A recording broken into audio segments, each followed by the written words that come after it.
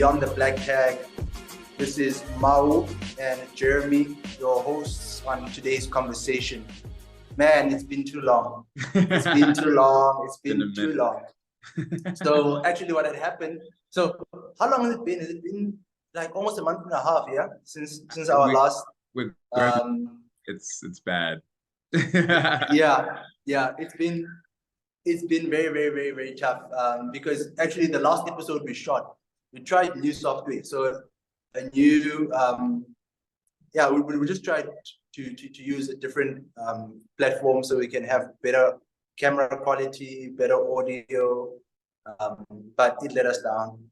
So we just came back to things that have not let us down yet. But yeah, we will continue to attempt new software or different software.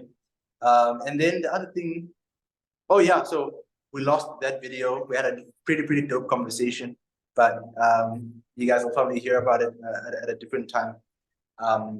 But yeah, man, Jeremy, what has been happening in a month and a half? Why have we not been able to meet?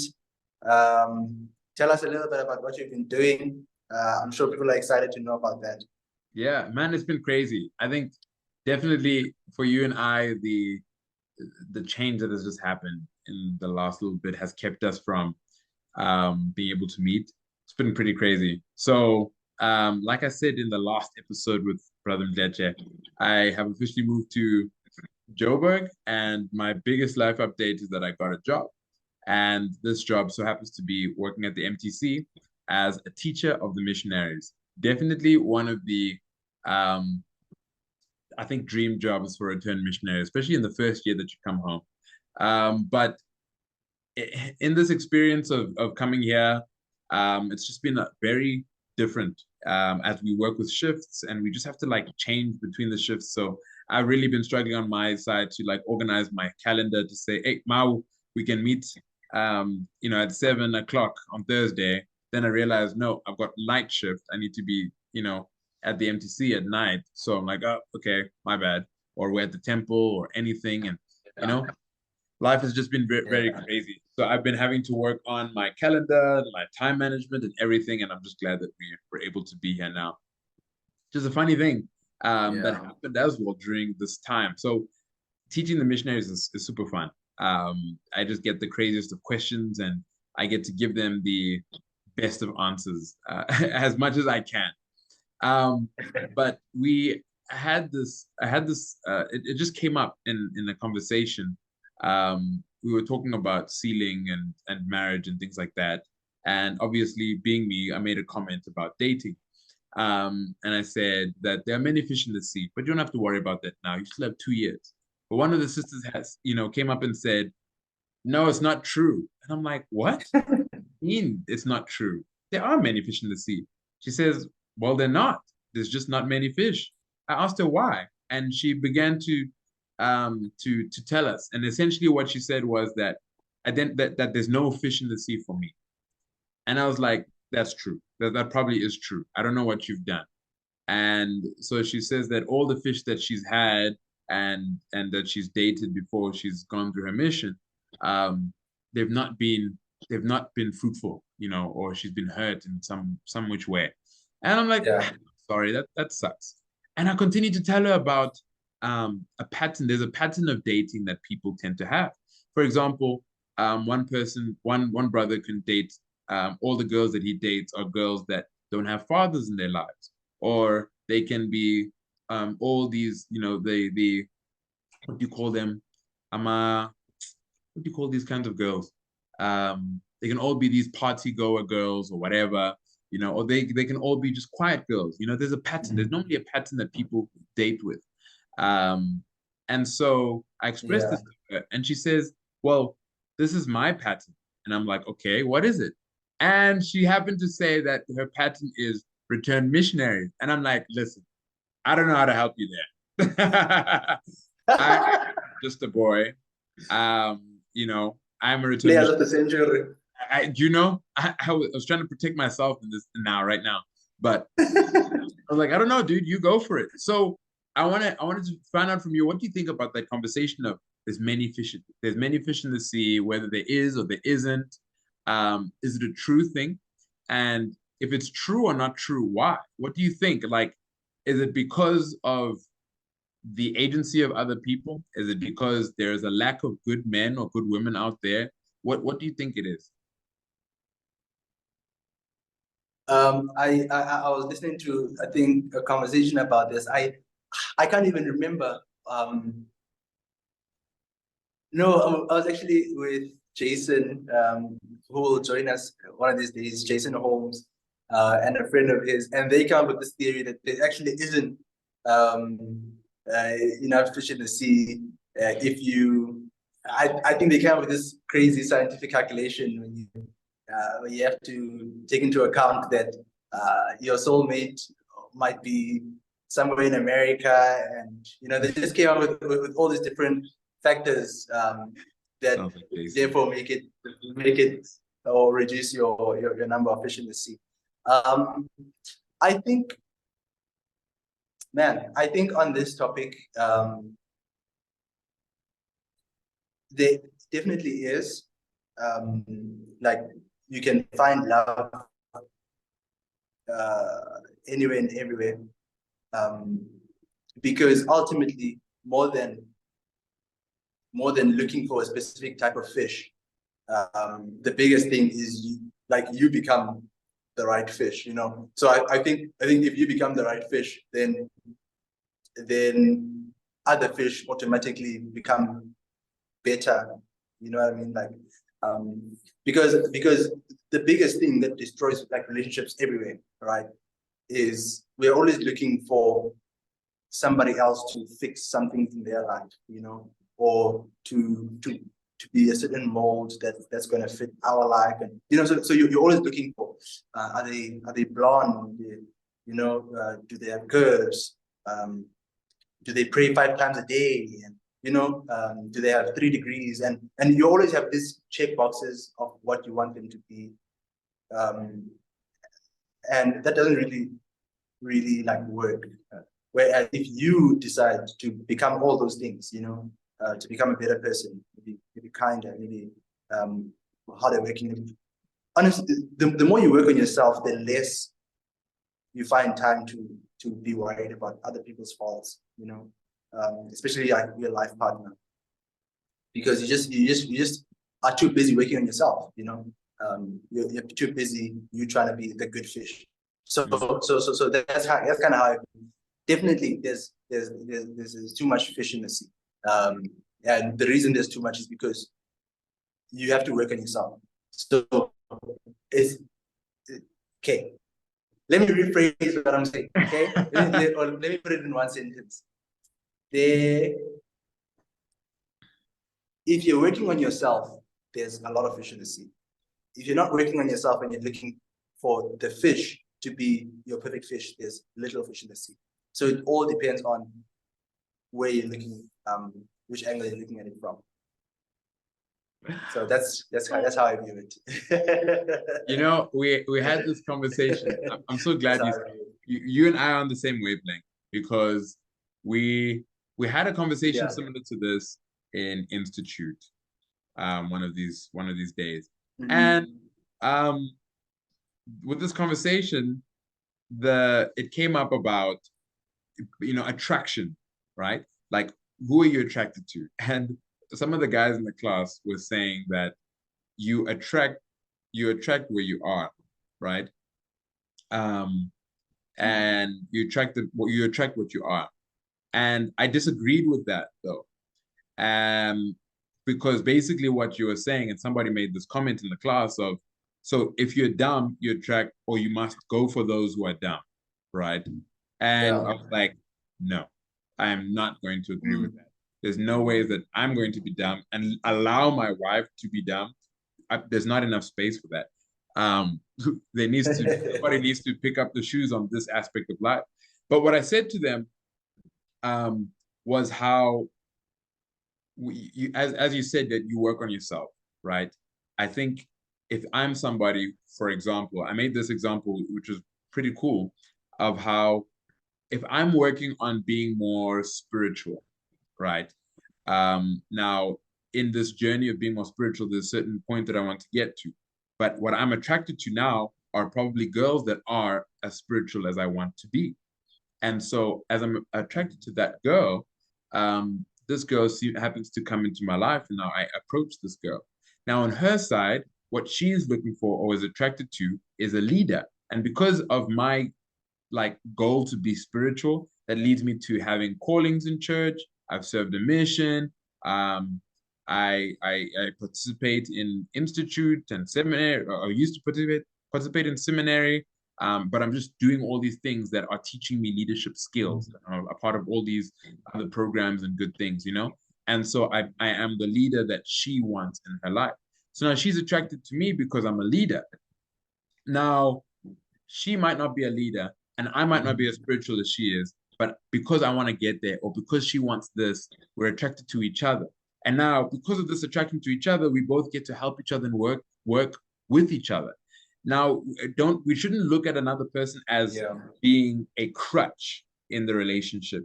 Like, if I want to be more spiritual, you're going to be the one to pull me up to be more spiritual. No, no, no, no, no. This person's going to help me to make those building blocks to be spiritual. And I'm going to help her with the building blocks to be in your own way, or to at least be led in the right direction, because I'm becoming more spiritual. So it's the circle of life, in my opinion, you know, or the circle of dating. And that's when people say that a lot of conversations that people talk about are women date for potential or men date for potential. Yeah, it's true. But if you don't work on that potential, you've wasted your own time, you've wasted your partner's time, and you're not going anywhere. You know, work on what you can, work on that potential. You have the potential, then go do it, go get it, become the best you, and you will receive the best spouse. You know, something you're saying right now is reminding me of I don't know if it was a conversation or just a passing comment President Levitt made once. So he said, so President Levitt, in his younger years, served as a bishop to a young single adult ward, right? Much like President Cunningham, in the Joburg ward. And he said he noticed an interesting pattern, and I think he served there for quite a long time. He noticed an interesting pattern that the people who married earlier, right? Or the people who married later, who chose to marry later, found it more and more difficult to get married, right? I always thought it was the opposite. I thought maybe when you become older, you become more desperate. And he said, no, actually, quite the contrary. Is the older people got, the more difficult it became to marry, because their standards became higher, or the conditions for marriage became higher, right? If you're 20 years old, you don't have anything, right? You don't have a house, you don't have a car, you are struggling with 10,000 rand or whatever. Generally, the person you're looking for also does not have to have too much. Correct. But if you're 30 years old, you've had a lucrative career, you've gotten all your qualifications, you've had 2 cars already, you're used to money. All of a sudden, what are you looking for? You're looking for somebody who's gone through the same things, somebody who's already there, right? And so now the pool actually becomes smaller and smaller, and your conditions or your requirements become higher and higher.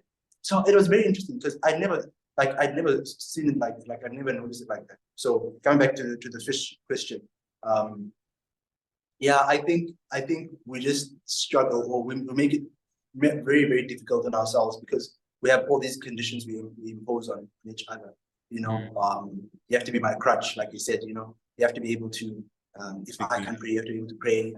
And I think all these things that we expect the next person to do, all become impediments to I guess finding your fish. So that's kind of how I view it. Is less expectations you have on people, the better. You know, expect less, you won't be disappointed. Expect more, you'll be disappointed. That's just how life is. I think, for example, I've developed a little bit. I used to be very, very judgmental, right? So if you're a woman and you're wearing something super, super short or super revealing, in my head, I'm like, why are you seeking attention? Or like, why are you, you know, I used to be that guy. Or just like I can cite so many things that I used to be judgmental about. And then my wife came and said, no, but like, don't do that. Like stop viewing people as the things that they're struggling with, right? You don't even know, you have no idea what people are going through. Anyways, the point is she helped open my eyes, right? And helped me realize, why does what other people do bother me so much, you know? Why do I not focus less on what they're doing and more on who they are? And who they are is the children of God, right? Someone can have like 1,000,000 piercings and 2,000,000 tattoos, and you know, they can just be living the most crazy life, and you can still like appreciate them, love them, based on who they are internally, right? Who they are trying to become. So anyways, I feel like even on a level of seeking a fish or a life partner, the same is true is if you are less worried about what the person does, you know, and just like who you are becoming. Obviously, that does not mean now you just go ahead and take anybody. You still obviously you still have standards and you still have all these different things. But I think it just speaks about how you view people, right? You just if you view people with love, right? Just remove all mistakes. You just love a person. You actually come to see that there's quite a lot, quite a few fish in the sea, right? There's quite a few people that you can learn something from. So that's kind of how I view it now. Yeah. In 2023. Man, look at the growth, the change that has happened. But like, yeah, I know. It's a lot. But I think let's go back a little bit, because I'm not the only one that has grown and changed. But what about you, my brother? What has kept you busy for the last 2 months? Work. So I also started. I went from one company to another. They offered better pay, so money talks. All right. That's what we want. Money talks. So I went into a new company. The issue was, though, now I didn't have the flexibility that I had with my previous job, where I could go into the office whenever I wanted to, and there was just like a lot of flexibility with the previous company that is not like with this one, and that kind of messed up a lot of things. So yeah, just hectic stuff. But we try to count our blessings more, you know. Try to count our blessings. I have some time to spend with my wife now. Maybe time I didn't have at some point. So I appreciate that. But yeah, so it's just an international company actually, and then it was recently bought by a bigger company.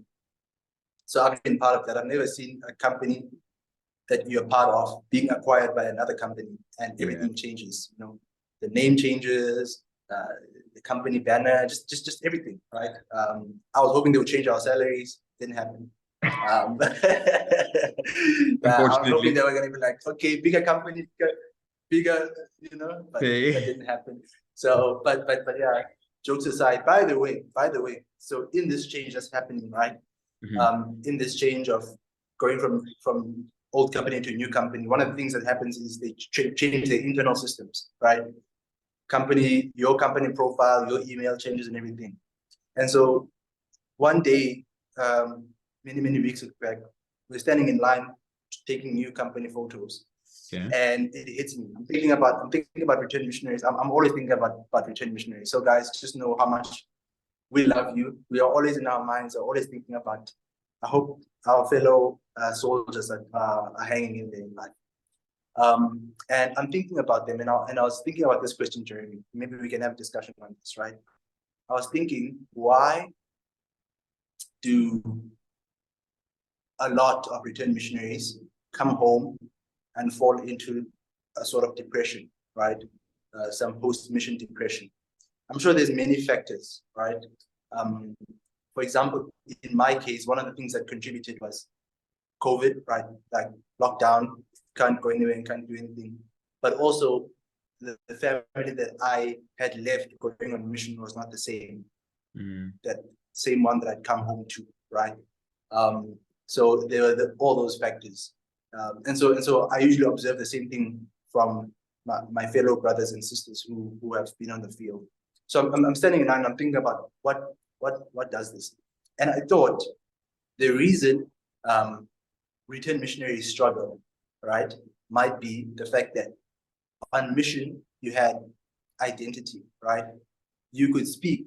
You could literally tell Sister Jones, we will come on Friday. We'll see you on Friday at 3 o'clock. Please read ABC or please prepare ABC. And Sister Jones would be like, yes, elders, or yes, sisters, I'll do that. You come home and you tell your little brother or your little sister, pick up your shoes, and they look at you like you're some drunk person, right? You're not relevant whatsoever. Nothing you say matters. And I think it's that identity crisis of, for 18 months or for 24 months, I was just somebody, you know. I had just been able to really perform miracles, you know, give powerful blessings. And I come home now and nothing I try to touch works. I'm trying to apply for that job and, you know, it's not coming together.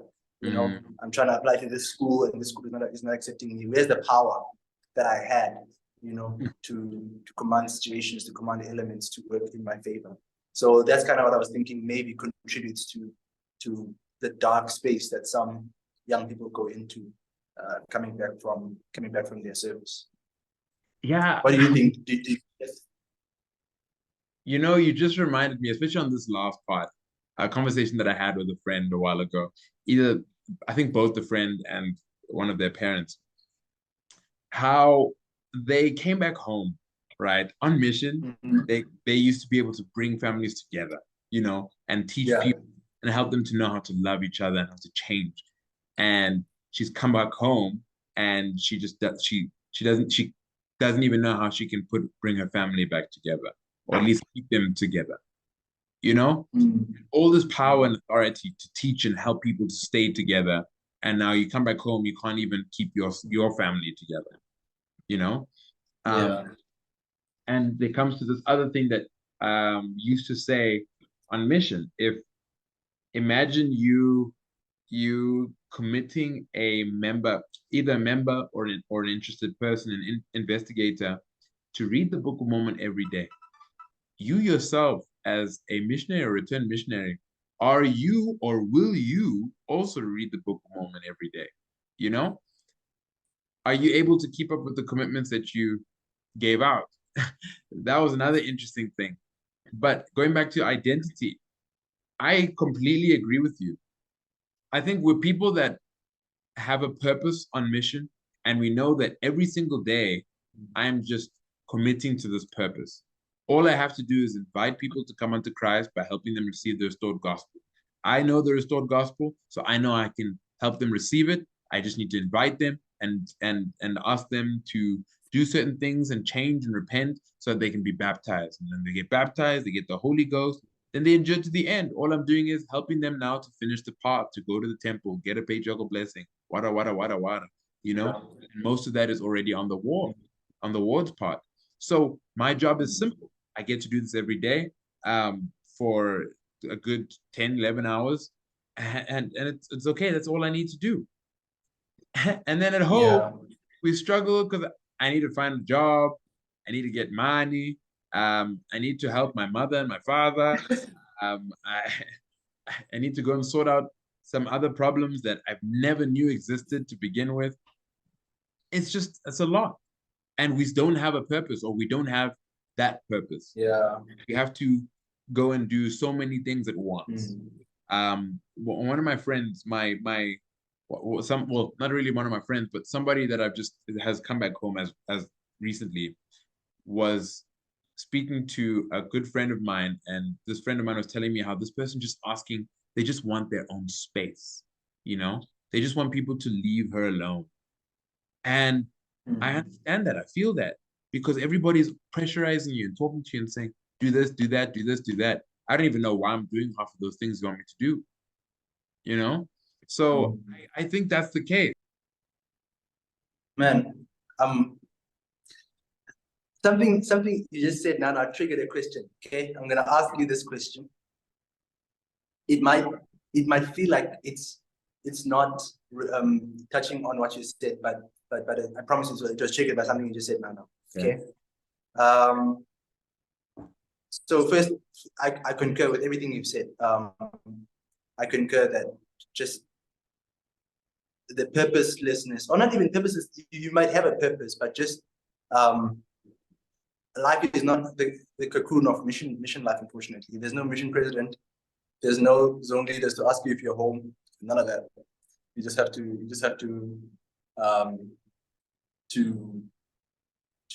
figure it out on your own. You triggered a question in me right now, and I'm going to ask it. Okay, I don't know how much time we have to tackle this question. I'm really curious about it. I don't have the answers myself. Okay. So the question is, what is the pattern? Okay, so I've struggled with this for quite a good time in my life, right? But what is the pattern that we're supposed to follow?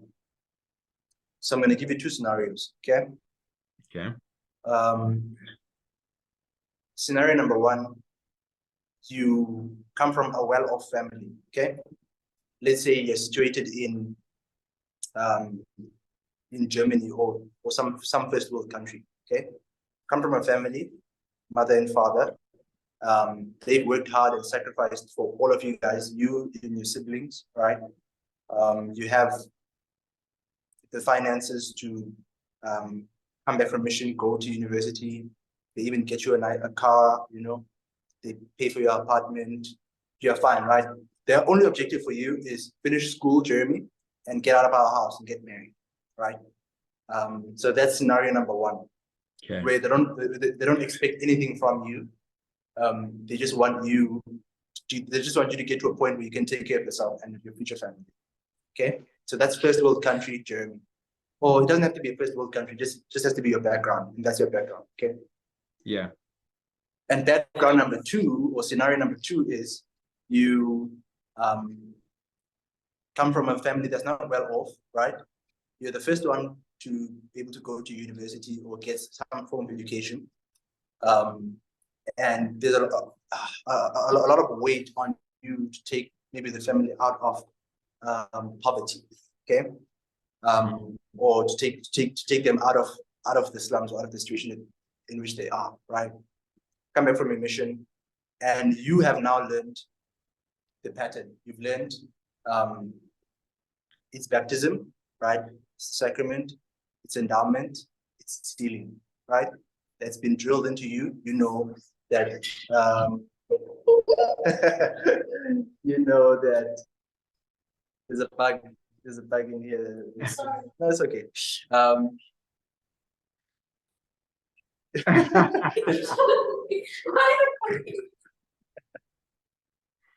I hit it. That's chill. Okay, so let me try to remember my okay. So stance is for young people, to marry as young as possible in the temple. This is very important.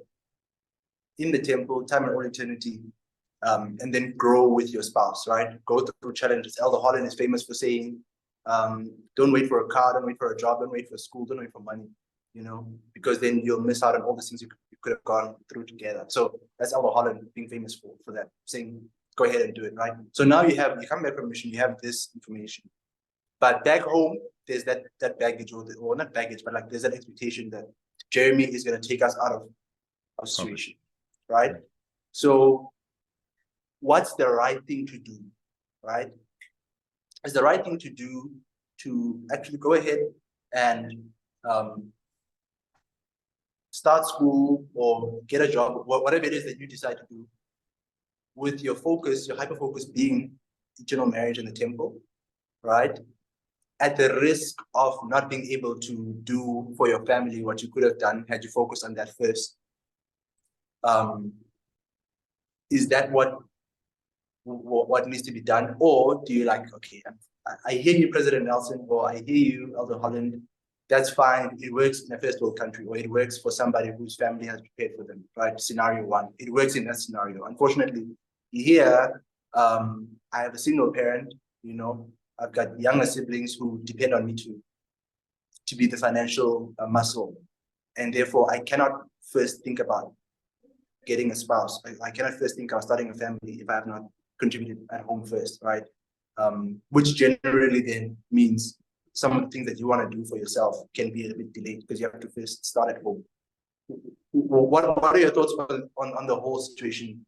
Does it make sense? That my questions make sense? And how do you view, what's the right thing to do if there is? I don't think there is a right thing to do, like a set path that every child that's going through the situation should go through.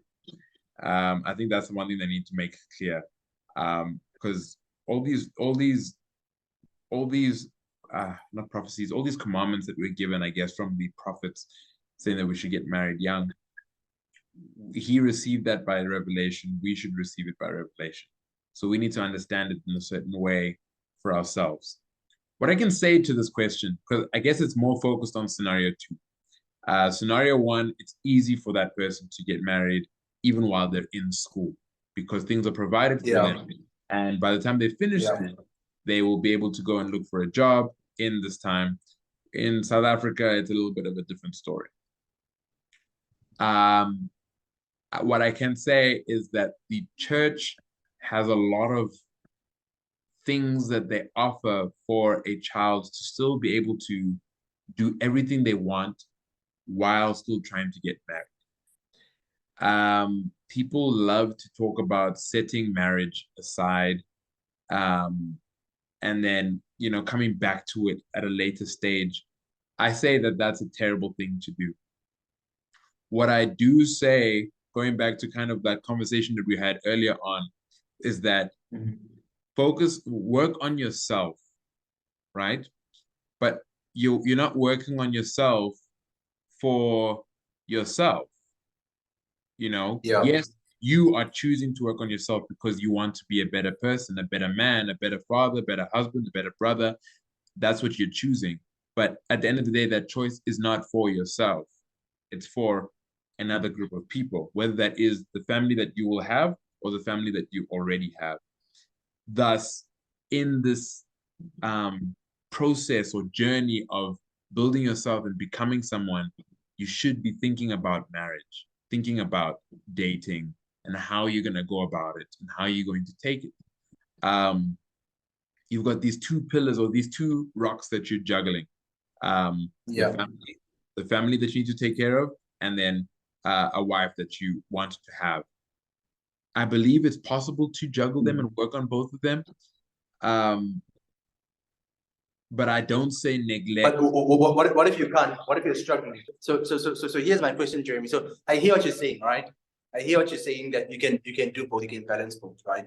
But now, what if, for example, obviously, if you're speaking in terms of economics, you only have a finite amount of resources, right? So you only have like one income. So how do you distribute it? How do you distribute it? If you're staying home, you're saving on rent, right? You don't pay rent. You're able to use some of the money that you're working for to contribute here at home. You know, build an extra room, fix the kitchen, whatever you've always dreamed of doing at home, you can do that, right? You can kind of help at home as I guess people had hoped you would be able to do. So then how do you balance both is my question, because it's either you do that or you go and rent somewhere, you get married, you have other expenses to pay, you know what I mean? You have to take care of family. So I think that's what like lots of people struggle with is, I'm being taught this thing, you can do both, right? Is if it was going to take you 3 years to do everything you want to do at home, right? It'll now take you 6 years, because as opposed to pumping in 10K, 15K at home, with no responsibility. Now you can only pump in 5K or less at home because the other money has to go elsewhere. And so what you could have achieved in 3 years, now you have to achieve it over a longer period of time because you have to distribute this. So I think that's what a lot of people struggle with, right? How do you navigate between what has been commanded, right, and what's the reality? What's the reality in your country, in your own life? You know what I mean? So yeah. But I mean, I guess I hear you. I hear you. So you'd be the type to say, I'd rather do what I'm supposed to do at home in 6 years, and make sure I do them together. I do them both instead of delaying marriage, or yeah, I'm like, I would say that honestly, because I feel like I believe, and not even I feel like I believe that God is a God of miracles, right?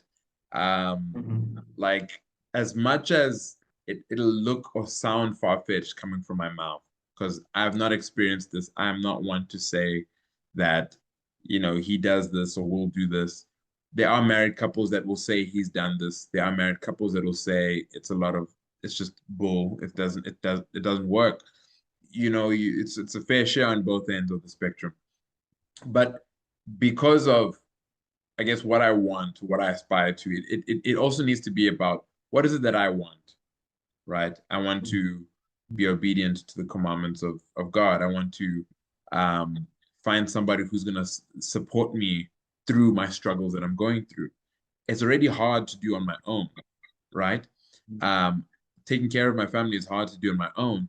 Finding somebody that's willing to do that with me is a huge thing. Finding somebody after I've struggled is also a part where you're going to reach the age of 27, 28, 29, 30, where you've established yourself, you've fixed your family's problems, and now anybody that comes into your life, there's such a temporal, you've got such a high temporal expectation of them that they can't reach it because you've settled yourself at a certain point. So I think that's the thing we need to think about is find somebody who's willing to support you and help you, somebody and that's why they want bishops to be married, is because they need the support. As much as the bishop can't just go and tell his wife what's going on, right? The bishop can't just go and say, wife, Mawu has these sins and all of these things, but struggling with exactly, but he needs the emotional support from his wife, the physical support, the spiritual support. You do as a man as well, especially if this is such a heavy thing. And honestly, praise to the woman who is willing to take that responsibility to be such a support to that man, because she's going to receive so much more blessings with the husband in this. If you plan that it's going to take 6 years, what could be done in 3 years, it's okay. I believe that if you plan for the 6 years, the best thing that'll happen is the Lord will bless you to make it 5 or at least 4.5. There's nothing, as you can see, there is an end to this. There's a goal. You set it, you stick with it. And if there's anything that makes that goal come any closer or better, I said go with it. Do your best, get it going, and have fun with it. Man, that's so powerful, because right now I'm learning 2 things. One is trusting the Lord. Like the minute you say I'm going to do this first and that first, you are trusting in your own power, right, or in your own ability to make things happen, which is not good. But then the second thing I'm thinking about right now is the same thing on mission. I mean, I know people who never were able to go and serve because they were scared that by going to serve, they're leaving their families to the wolves, right? They're like, oh my goodness, I can't leave my mom alone, or I can't do this, I can't do that. And you recognize that, no, you can leave your family and the Lord will take care of them, right? Because you're going to serve Him.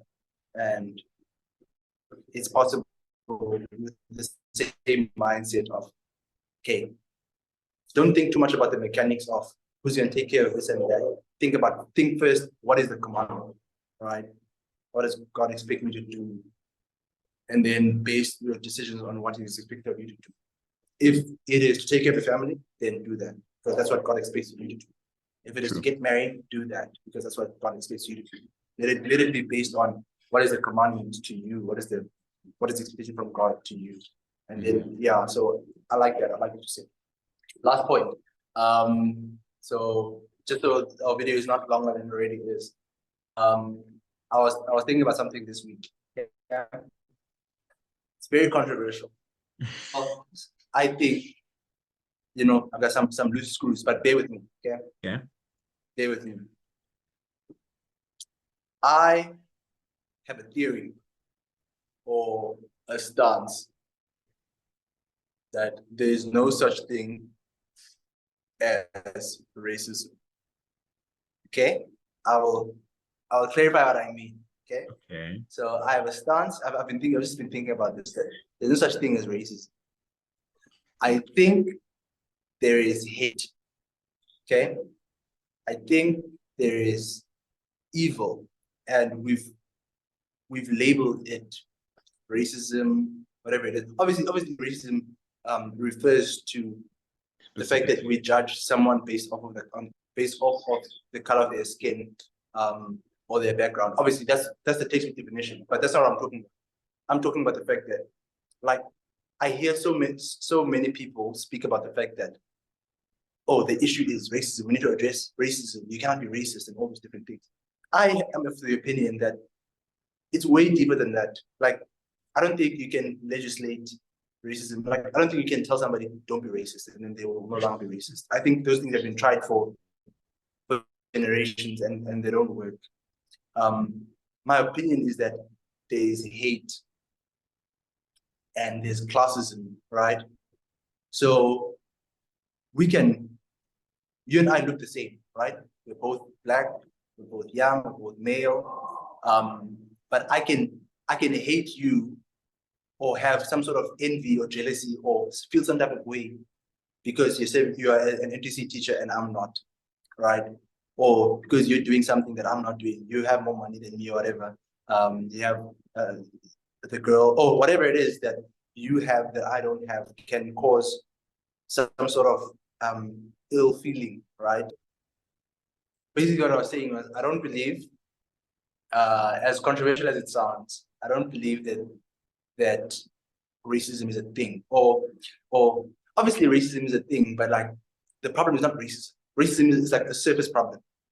The deeper real problem is hate and envy and the natural man or the evil in all of us. People by nature want to be on top. They want to oppress others, right? They want to be the better, whatever. And so things like racism, or, I look at this person, I don't look like them. I look lighter skinned than them, and therefore I'm better. You know what I mean? I've seen this even among Black people. They look at each other and they disparage, they feel like, I'm from South Africa, right? I'm better than somebody who comes from Malawi or whatever, right? I've seen this with my own eyes. And I mean, even just from being from a suburb compared to the township. The township, yeah. And you just feel like you are inferior or superior, right? And I think that's what the actual problem is, and it's in all human beings, right? Sometimes I feel like we're quick to blame racism for everything, right? We're quick to blame, no, this person hates me because of the color of my skin and everything. And you're like, yeah, that's the surface problem. But the deeper problem is that natural men and women have an insatiable desire to be better than others, and I mean, who can blame people, especially if we are taught to compete from day one, right? Yeah. From day one at school, your grades are posted. There's the top three. I remember, in school there was always they would state who's the top in whatever. and or in sport, there's the A team, there's the B team, and literally all your life you're taught to compete with each other, and therefore you see each other in terms of class, or I'm better than, or trying to get to become the CEO because I want to be the one who's in charge. And so I think that's what the real problem is that there's a deep-seated hate that comes from Satan that dwells in people, in all people, and it manifests itself in various ways, including racism. That's my opinion. So that's kind of how I view race things. So every time somebody complains, these people are racist, all that. I think that's just touching the surface. It's way deeper. It's way deeper than that. So. Okay, that's Do you interesting. think that's crazy? I do think it's crazy. I've never heard someone say that. Yeah. But the way that you're explaining it, it makes sense. Why you say it like that. Racism definitely can be looked at a way of saying it's a type of hate, right? The definition of racism would be a discrimination against somebody's race. The same thing for sexism. It's discrimination for someone because of their gender. Yeah. You can look at all of those isms, sexism, racism, and etc. It's a type of discrimination, a type of hate, and you're discriminating them for something, either to put them down because they don't deserve something, or because you want something over them. It is a type of hate. I don't disagree with you. I want to go on to this last point as well, that use this competition. What you're saying is that competition is a good thing. I'm glad that there's competition in schools and competition in all these, because if you don't compete, then will you really ever learn anything? Because if you don't fail, you never learn something. So competition is good. It's unfortunate that you've got hate that gets involved that makes competition unhealthy. And then you can find competition in marriages where the spouses are fighting between each other and competing for the attention of the children, or competing to be breadwinners, or competing for whatever. You find competition among siblings trying to be the favorite child. Funny story for another day. Fighting to be the favorite child. You see it amongst friend groups, competing for the hottest girl in school, or competing for the amount of girls you may have kissed, or whatever, stupid things. Not all of these bring out hate, but it's just it's people who it's when you pervert competition, or pervert something and make it worse, or use it for an advantage of some sort. So I think I want to agree with you in saying that racism is hate, and it's surface level. When you say somebody is racist, you're putting a name on it, to say that you hate me because of my race. You blame me for this. You want something that I have, but you're just not accepting that, and we call it racism. I can understand that, and I believe that, but saying that And race. also, before you, Yeah, continue. so sorry, I don't mean to let you lose your train of thought, but Yeah. but in saying that it's surface level, I just mean if somebody comes and says, Jeremy, I hate you, you kefir, or whatever, right?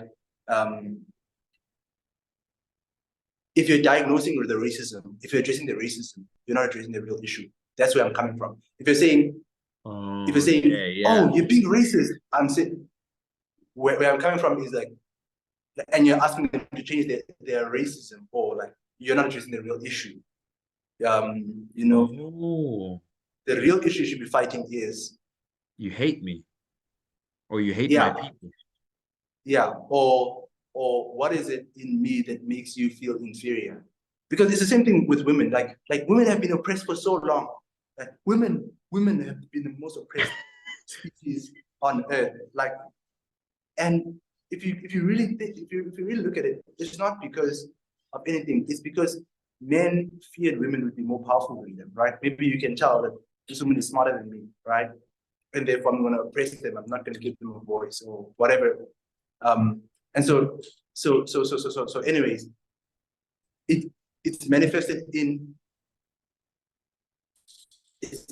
as racism. So if you are addressing somebody and say, stop that racism, you're not stopping the real problem. That's basically where I'm coming from. So that's where I'm coming from is obviously the thing exists, but try to stop the deeper thing is what in me makes you feel intimidated, right? Let's talk about that instead of me saying stop that racism or stop the sexism, you know, or anything of the sort.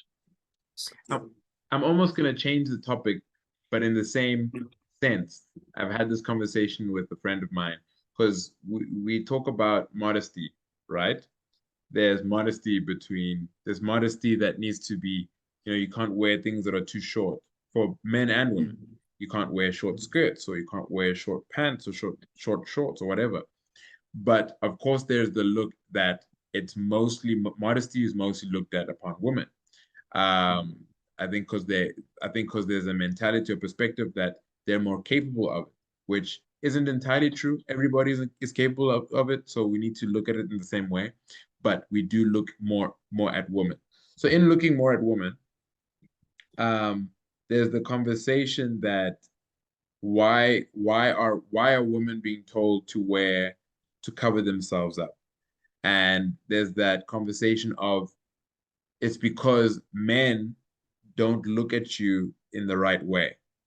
Or if you wear something too short or too revealing, you're arousing the men around you.